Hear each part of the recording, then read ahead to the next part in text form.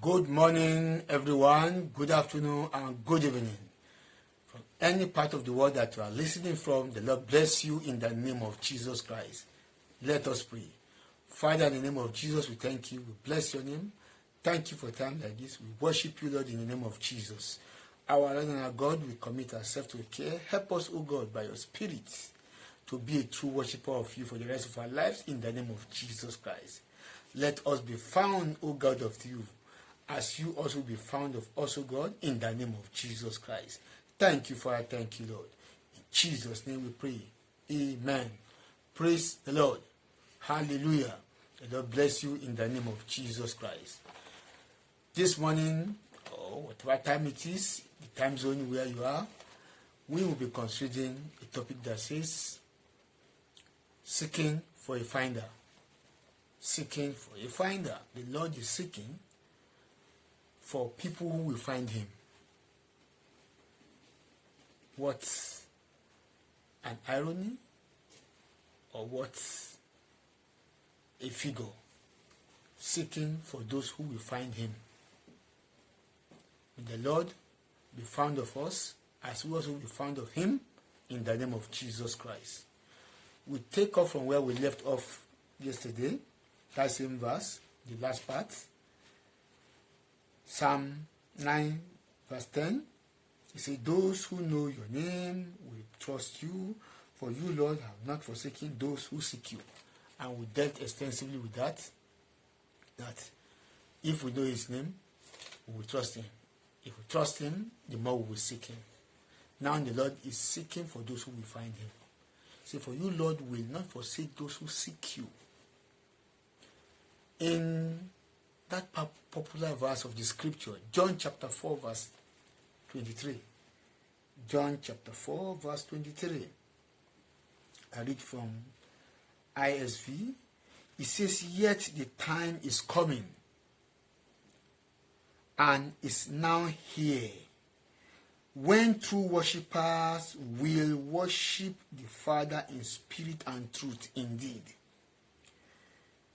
The Father is looking for people like that to worship him. So indeed, the Father is looking for people who seek after him in spirit and in truth. So indeed, the Father is looking for such a people. Have you ever wondered in a setting or in a gathering when you have people in any occasion whatsoever, let's say an event where maybe just worshiping God or dancing is taking place? Have you ever thought within yourself, why is it that the cameraman will always go focus the camera lens on a particular fellow who is doing that particular thing very well? The reason why they are gathered is for dancing, the one that is dancing very well, dancing with reckless abandon. The camera goes there, leaves everybody, focuses on him or her for a moment. There's a reason. That is exactly what the Bible is saying. The time is coming, and now is when those who seek God will worship him in spirit and in truth. For such worshippers, the Father seeketh, or the Father is seeking for. That is to say, remember what we said yesterday, that is in Jeremiah chapter 29 verse 13, that it shall come to pass, paraphrase now, if those who seek me will find me when they seek me with all of their hearts. The Lord desires all of our hearts to seek him before we could find him. Have you ever wondered why people go to church or place of worship and they come back empty-handed? Think about it. People go to place of worship, they go to churches, they go to crusade, all manners of gathering to receive from God. But right in there, their heart is divided. Thinking of something else, maybe their businesses, or something they left at home, or somebody offended them, yet in the presence of God. You cannot be here and be there. You are not omnipresent. Omnipresence is an exclusive reserve of the Almighty. So you cannot share that attribute with him. Never. You are either here or you are there. If we are in the place of worship and our heart is not where we are supposed to be, seeking God 100% with our heart, then the Bible says, I think in Hebrews, in Hosea chapter 10 verse 2, heart is divided. Now shall they be found wanting. See? Many people go to church with divided hearts. They got their result already.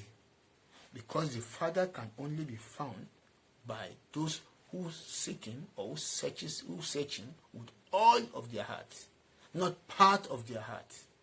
Many prayers are unanswered because they are offered haphazardly, offered with half of the heart, half of the attention, half of focus, half of desire, half of, our totality. And that is like robbing oneself. That's like shooting oneself in the feet. May the Lord help us in the name of Jesus Christ. That is why the Bible, Jesus Christ says, if you are lukewarm, I will spew you out of my mouth. You either be hot or be cold. What are we saying? You either seek God or you leave Him. That was what the prophet Elijah said. Elijah in the book of 1 Kings, chapter 17 or 18, where it says, if God be God, verse 21, seek Him. If bad be bad, seek Him. Why aren't you between two opinions? If we want to seek God, let's seek Him with all of our hearts. And if we're not going to seek Him, let's leave Him for those who want to seek Him. Not that we will go to the place of worship. The Bible says, and they come as my people commit. May that not be our portion, but if it's not going to be our portion, we have to do what we have to do. We need to do what we need to do, not what we want to do.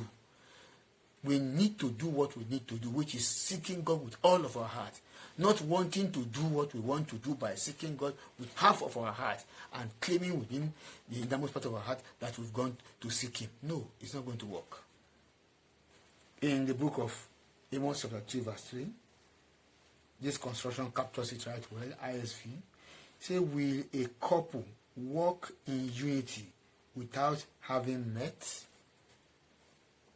As a matter of fact, there is no such thing as a couple before meeting.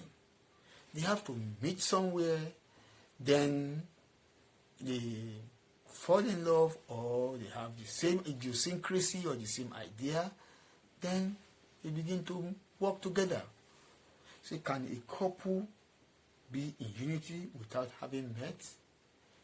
Can we claim to be in sync with God if we are actually not totally submerged into His will? No, I don't think so.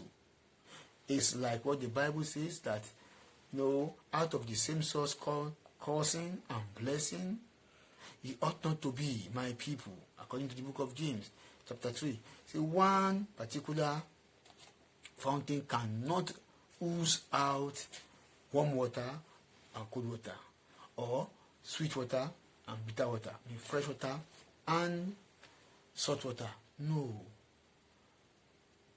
It's high time we began to do the rightful and the needful thing, so that we will get the expected results. We can't continue to do things the same way and get a different result. No. I pray that the Lord will help us as we continue from now to pray to Him. It won't be with half-heartedness. As we sing, it won't be with divided attention. As we pray, that holy and high occupation, holy and hallowed profession, we will not do it with a divided attention or divided heart, because God will have none of that. He will have none of that. We cannot appear before the president of our nation or a governor and be doing things haphazardly. May the Lord help us in the name of Jesus Christ. Seeker looking for finder, seeking for a finder. God is seeking for those who will find Him. He wants you to find Him. He wants me to find Him. May we find him in the name of Jesus Christ. And may we be found of him in the name of Jesus Christ. As we begin to pray now, the Lord will help us from today. When we are praying, no matter how short, it will be a prayer from our heart. It is not always the length of the prayer that matters, but the strength of the prayer. What gives prayer its strength is that focus, that attention, that laser-like focus. When you have a laser-like attention, you have your day made. When the welder, the one that welds with oxyacetylene flame, wants to cut a piece of iron or metal, he focuses the oxyacetylene flame at the point and increases the intensity. He doesn't move it around just anyhow. He keeps it there until you see the flame, the naked flame, cutting that beam of iron, cutting the iron, melting it. That is the same thing that is expected of us.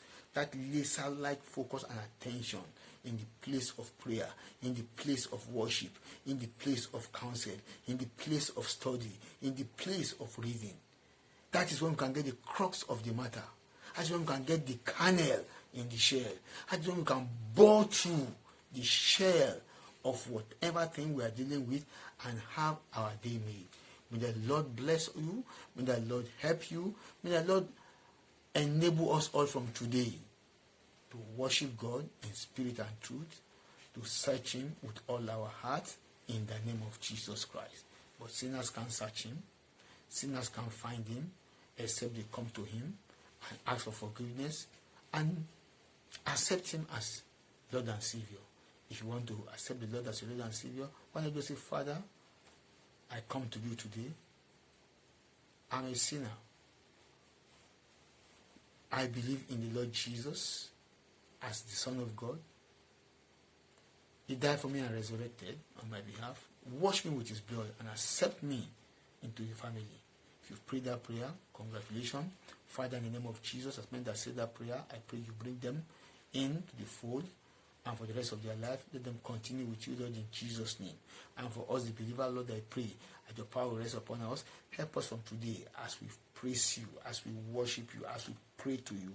Even in our personal morning devotion, family altar, we will have that undivided attention. Nothing will take our attention away like Martha, but we'll be like Mary, concentrating, concentralizing on your word and the prayer until we are found of you, until you are found of us in the name of Jesus. Thank you, Father. Thank you, Lord. In Jesus' name we pray. Amen. Thank you for your time. The Lord bless you in the name of Jesus Christ. Remain in the grip of the Lord in Jesus' name. Amen.